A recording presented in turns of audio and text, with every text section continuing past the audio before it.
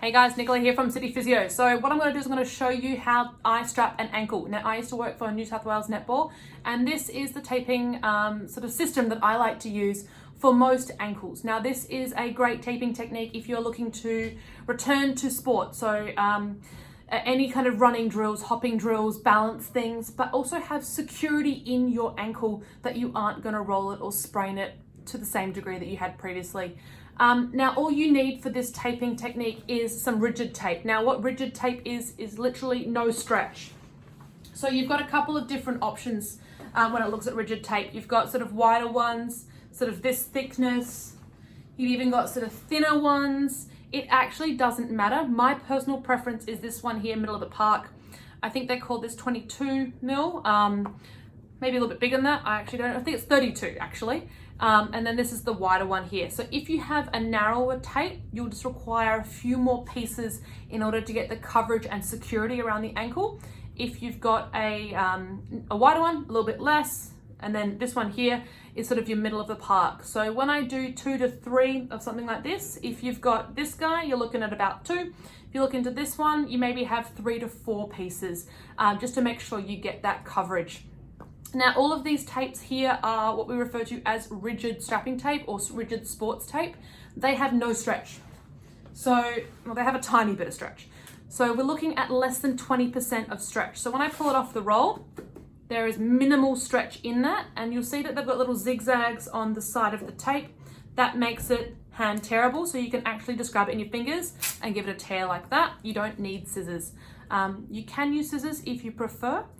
I like to keep the tension on the tape the whole time, so I will tear with my fingers today. But if you're finding it difficult, scissors are your other option. Now, in terms of other tapes you might find floating around, this is what we call an EAB, so an elastic adhesive bandage. This guy is not for your rigid taping for obvious reasons. If you've got a ginormous swollen ankle, this can be used as like a compressive bandage, but for your ankle taping, this is not going to provide you the resistance you need.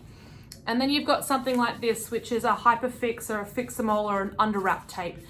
It's got that sort of hypoallergenic white surface to it. So that's what I would use if I had someone who was quite allergic to tape or a particularly hairy ankle, just to make sure that we get nice, good, consistent stick to the leg. It's also a little bit less painful to take off if you are on the hairier end of the spectrum.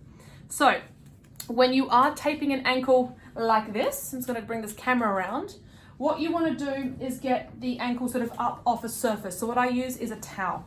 So if I was strapping on a football field, I would shove my knee underneath or chuck any sort of sports bag to get that ankle up nice and high.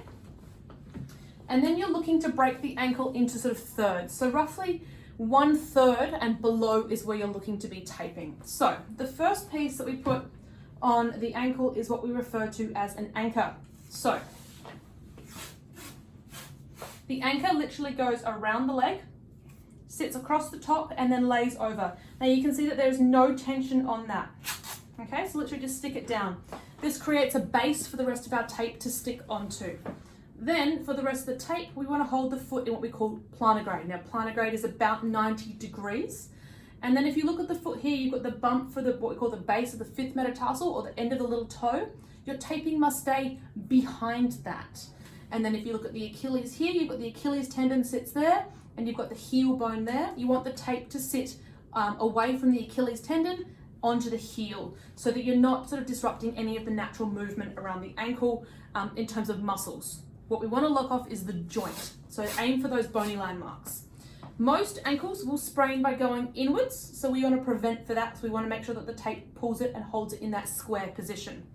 So when you're taping, you pull off a piece yay length, you stick it to the inside of the ankle. Now you can see I'm in a nice straight line, following the line of that sort of that shin bone, wrap it around the heel, pull it up onto the ankle, stick it down and tear it. Now you can see I'm behind that bone and that tape is relatively flat.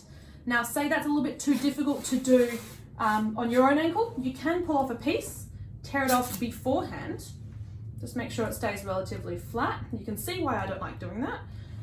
And then you're looking to overlap your second piece by about 1/2 to 2/3. So I'm going to start a little bit behind on the inside here, wrap it around, bringing it up. Now you can see I've actually got too much tape by doing that technique, so it's a bit of wastage. Tear that piece off so you've got a nice straight piece. Don't worry about the little bit of extra bit at the back, we'll fix that later. Now my third piece, I do it a little bit differently to a lot of people. I bring it closer to the front of the foot. So bring it round, still behind that piece there.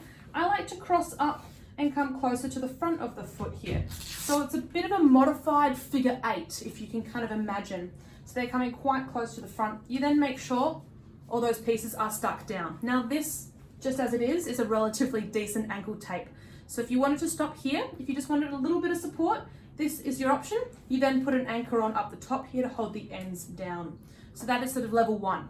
Now level 2 is to add a heel lock. Now heel lock is my personal favorite for rigid ankle taping because it's really restrictive in the joint itself, but you can still come up onto your toes. So you start at the front, roughly the middle, you bring the tape diagonally across. I go behind the heel, I come around the foot, holding that tape flat again, it comes across the ankle to the other side, wherever it lays, and stick it down. You then repeat that on the inside.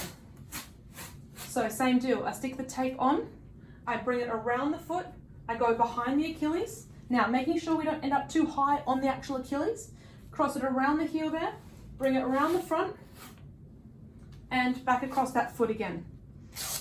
And again, that would be sort of level 2 for a sort of a generic ankle tape. That foot's not going anywhere. My personal preference is to provide 2 lateral heel locks. So lateral is the outside to really prevent that ankle from rolling. Now, if I go exactly where I was before, that tape is doing exactly the same thing and becomes redundant. So I'm going to start on a slightly different angle so I get a slightly different angle of pull that I'm resisting.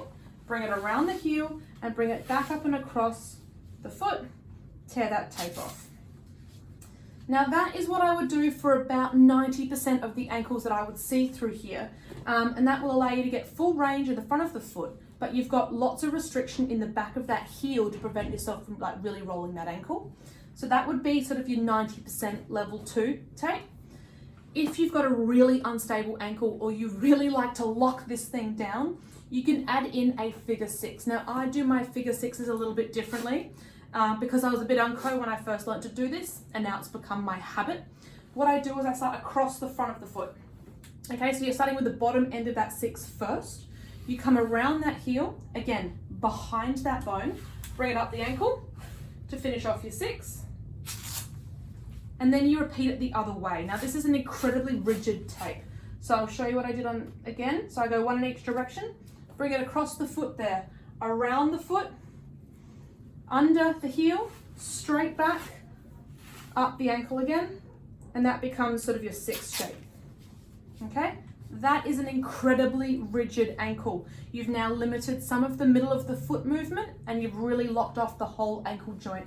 That's more of your really unstable netball ankle.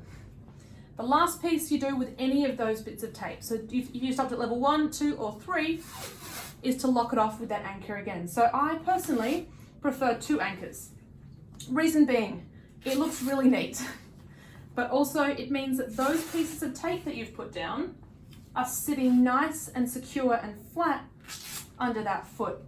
Now the main thing with tape is, generally if it looks good, it is good. You're looking for minimal wrinkles. Now some degree of wrinkling is fine, but be aware that it may add a chafe point under your shoe or kind of pucker on the skin.